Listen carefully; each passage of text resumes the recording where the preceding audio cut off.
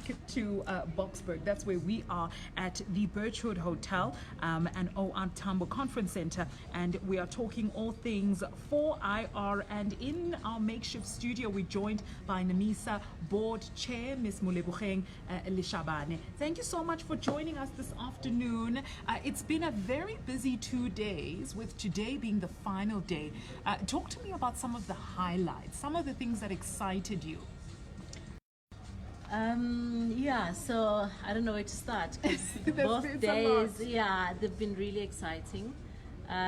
So first day, I would say, the panelist of different collabs was quite great, sharing with us the ideas about how to support the new 4R agenda and massifying the skills initiative. And also the session we had around other African countries, representatives coming on to share with us what they're doing in Kenya, in Ghana. That was really great, because then we can learn from each other as Africans. And today, Prof. Chris' plenary session was quite informative, sharing with us where the world is going in terms of what are the new skills required and the future of work. That was really quite informative, and also it just directs us in terms of where we should be focusing in our programs, so that we align with where the world is going. The future is unpredictable, we know, but we always reshifting our predictions in terms of global expectations and global technologies that are being released and deployed. So we always looking at our strategy and seeing whether we're still aligned or not, and where there's adjustments, then we factor those adjustments. It's an exciting time for thinking outside of the box and innovation, right? Absolutely. One of the highlights for me was, Minister Stella Ndabeni-Abrahams actually, being part of the event today. Now, while addressing the summit, Minister Stella Ndabeni-Abrahams spoke of reconfiguring NEMISA to be a digital skills institute to complement the department's 4IR strategy. Now, as a board member of NEMISA, what role do you think NEMISA can play in bridging the digital divide? So the highlight of this event, overall, is the minister's address. Of course. Which just happened now, because then she just, closed the whole picture and put all the pieces together in terms of what needs to happen, where we should be going in terms of our plans. And also, she also put up a challenge, for this summit to resolve on with regards to the spectrum. She gave us a challenge, say, okay, you tell me what I need to do as the Minister of Communication and Digital Technologies about the spectrum. Should I limit it to telcos, or should I make it more inclusive, look at other players as well? And the summit then is to sit and deliberate on that challenge and give her a response. So that was really the highlight of this event. In terms of how we're going to, as the board, going to come up with programs, or how we're going to respond to the 4R agenda, the minister has given us quite an aggressive challenge of reskilling 5 million people in 5 years. So, and that can only be done through, various platforms, primarily through e-learning, which is one of the platforms that we're putting together. Because then people can learn remotely on their cell phones, on their tablets, on their computers. So we're not only going to be limited to classroom learning, but people can learn in the comfort of their homes without spending money on transportation, especially for remote areas and for rural people, because that is also our focus area. How do we make sure that rural people are included in this program, and how do we make sure that the unemployed, the women, the elderly are also included in this. So it's going to be implemented through various, a mix of platforms, but primarily through e-learning. And then we can then collaborate with institutions of higher learning, the universities, the FETs. We're even looking at high schools now and primary schools, because if you look at certain areas, the FETs, which are more on a decentralized level, they're still too far, and they're not accessible to the poor that don't even have money for transportation to get there. And we're saying, you know, primary schools and high schools are accessible mediums that are available, and we can use those, the current infrastructure that's there to reach the people that are too far from the current higher learning institutions. So it's really going to be a collaborative effort. We're going to partner with a whole lot of people, government, private sector, and only through that collaboration can we achieve this target of 5 million people. I like that. Collaboration for me is key, because, you know, as they say, no man is an island. We all work so much better when we come, you know, with our resources, with our skills, and with our know-how. It just makes more sense when we do a collaboration. Now, workshops and summits are usually just talk shops and no action, and little implementation happens after sitting down and having these great ideas and issues being tabled. Now, how are you going to make sure that this summit benefits the man on the street, the 5 million that you're hoping to access?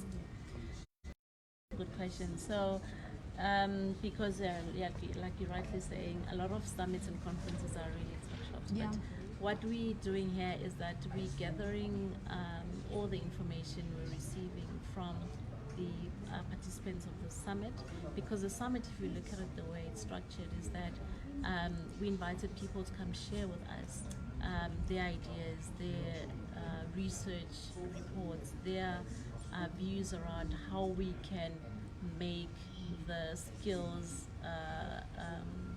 initiatives more available to all South Africans. So what we're going to do after the summit is that we've got a strategic plan, and we're going to take all the inputs we received from the summit to look at how we align it with our plans of reskilling and skilling the nation, and that plan will then be rolled out as informed by the conference. So if you can see, there's a lot of papers as well, which were not all presented, but there were awards.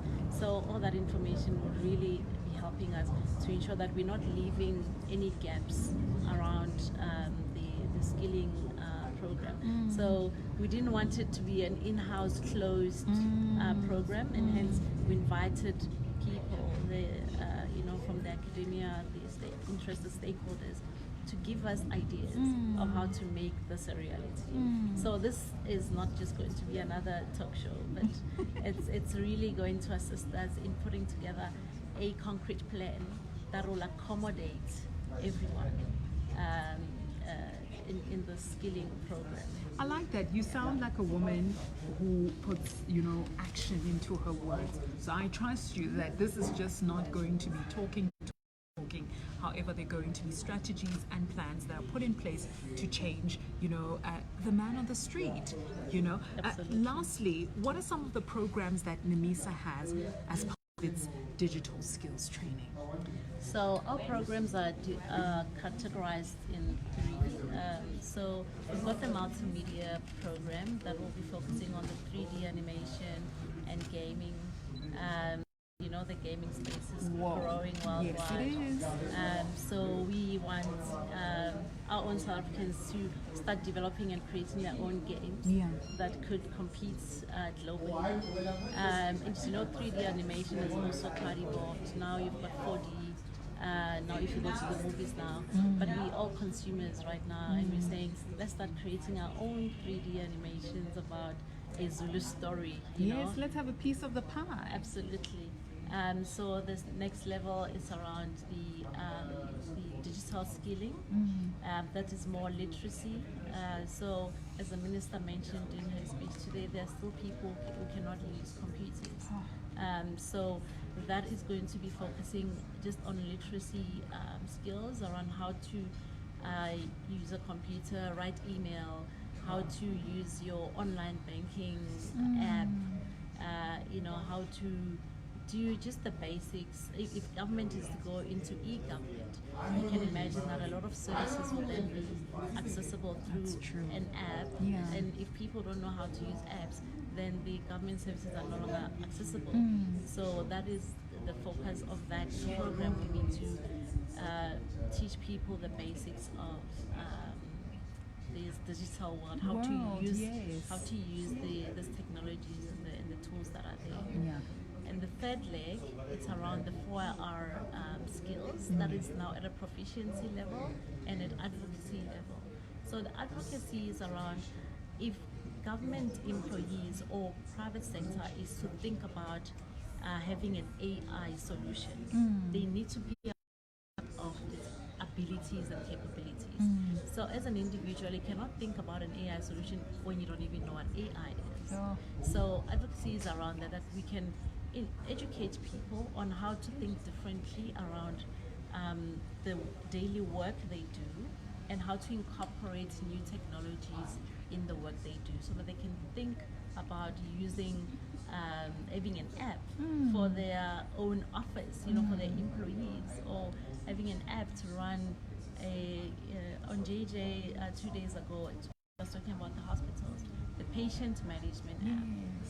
Instead of a hospital waiting for National to provide a digital solution around how many people you have and who are those people in your hospital, you can have an app for that. So, and we're saying our own people can develop those apps. Our own people can develop an AI solution, and they just need to be taught. So that is the third leg of our programs.